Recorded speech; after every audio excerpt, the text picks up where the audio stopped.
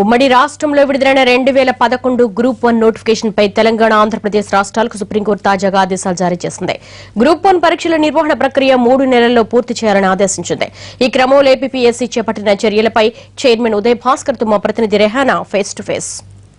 2011 notification group 1 పరీక్షను మళ్లీ నిర్వహించాలంటూ supreme court తుది నిర్ణయం ప్రకటించిన నేపథ్యంలో దీనికి సంబంధించి ఏపీపీఎస్సీ ఏం చేయబోతోంది, ఏ విధంగా దీన్ని ఇంప్లిమెంట్ చేస్తారు, న్యాయపరమైన ఇబ్బందులు మళ్లీ తలెత్తే అవకాశం ఉందా, వీటన్నిటికి సంబంధించి మనతో మాట్లాడడానికి ఏపీపీఎస్సీ చైర్మన్ ఉదయ్ భాస్కర్ గారు మనతో ఉన్నారు. సార్, నిన్న సుప్రీంకోర్టు 2011 గ్రూప్ 1 నోటిఫికేషన్ సంబంధించి మళ్లీ ఎగ్జామ్ కండక్ట్ చేయాలన్నారు. ఏపీపీఎస్సీ ఏ విధంగా ముందుకు వెళ్ళబోతోంది ఈ అంశం మీద? అంటే నిన్నే హీరింగ్ అయ్యి ఫైనల్ జడ్జిమెంట్ ఇవ్వటం జరిగిందని తెలిసింది. మాకైతే ఇంకా ఆర్డర్ రాలేదు. ఆర్డర్లో ఇది ఫైనల్ ఆర్డర్ కాబట్టి అందులో ఏవైతే ఉన్నాయో వాటిని అన్నింటినీ కూడా తూచా తప్పకుండా పాటించడం జరుగుతుంది. నాకు తెలిసి అందులో తెలంగాణ పోస్టులు తెలంగాణని, ఆంధ్ర పోస్టులు ఆంధ్రాని సర్వీస్ కమిషన్స్ వేరువేరుగా నిర్వహించుకోమని ఆర్డర్ ఇచ్చినట్టుగా తెలిసింది. ఆ ప్రకారం మేము ఆ గ్రూప్ 1 ఎగ్జామ్ విత్ ఇన్ టైంలో మేము కండక్ట్ చేయడానికి మా ప్రయత్నాలని చేస్తాం. అంటే మళ్ళీ ప్రిలిమ్స్ యొక్క కట్ ఆఫ్ మార్క్ మారుతుందా? దాన్ని మళ్ళా కూడా కొత్తగా మెయిన్స్కి అభ్యర్థుల జాబితాను మళ్ళీ ప్రకటించడం జరుగుతుందా మెయిన్స్ రాయడం కోసం?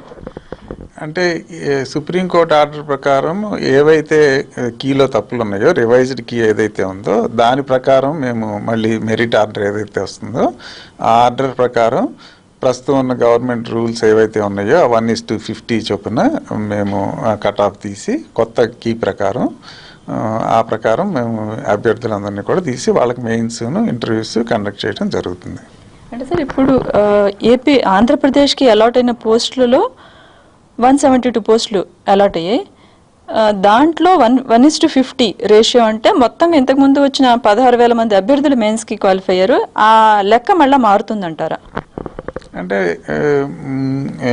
గవర్నమెంట్ ఆర్డర్ ప్రకారం ఏవైతే ఎన్నైతే పోస్టులు ఉన్నాయో దానికి మేము మెయిన్స్కి 1:50 చొప్పునే సెలెక్ట్ చేయాలి. అంటే ఇప్పుడు ఏపీకి సంబంధించిన అభ్యర్థులు తెలంగాణ పిఎస్సికి కూడా నాన్ లోకల్ కింద రాయడానికి అవుతుందా? అదేవిధంగా తెలంగాణ ప్రాంతానికి సంబంధించిన అభ్యర్థులు ఏపీపీఎస్సీలో నాన్ లోకల్గా రాసే అవకాశం ఉంటుందా?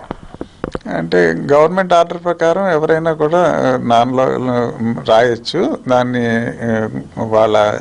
దీన్ని బట్టి వాళ్ళ నివాసాన్ని బట్టి వాళ్ళ లోకల్ ఏవైతే ఉన్నాయో రూల్స్, లోకల్ అయితే లోకల్ కింద కన్సిడర్ చేస్తాం, నాన్ లోకల్ అయితే నాన్ లోకల్ కింద కన్సిడర్ చేస్తాం. ఎవరైనా రాయొచ్చు. మళ్ళీ ఎగ్జామ్స్ క్రాష్ కాకుండా మీరు టీఎస్పీఎస్సీ కలిసి ఏమైనా దీనికి సంబంధించి చర్చించే అవకాశం ఉందా సార్? ఖచ్చితంగా. ఇది ఎందుకంటే ఒకప్పుడు కంబైన్డ్ స్టేట్గా ఉన్నప్పుడు ఉన్న పోస్టులు కాబట్టి దీన్ని ఎలా చేయాలనేది తెలంగాణ పబ్లిక్ సర్వీస్ కమిషన్తో కూడా చర్చించి మేము ఎటువంటి ఇబ్బందులు లేకుండా కండక్ట్ చేయడానికి ప్రయత్నిస్తాం.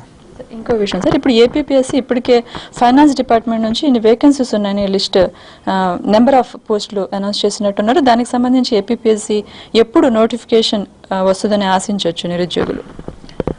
అంటే ఈ నెల జూన్ 17వ తారీఖున గవర్నమెంట్ ఏపీపీఎస్సీ ద్వారా 4,009 పోస్టులు భర్తీ చేయడానికి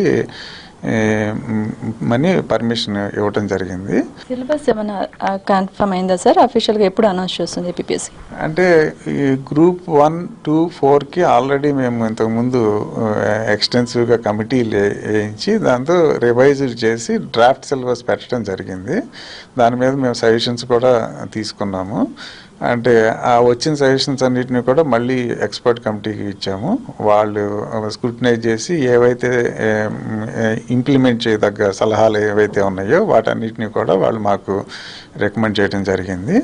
త్వరలో ఆ ఫైనల్ సిలబస్ని కూడా మేము రిలీజ్ చేస్తాం. Thank you so much sir.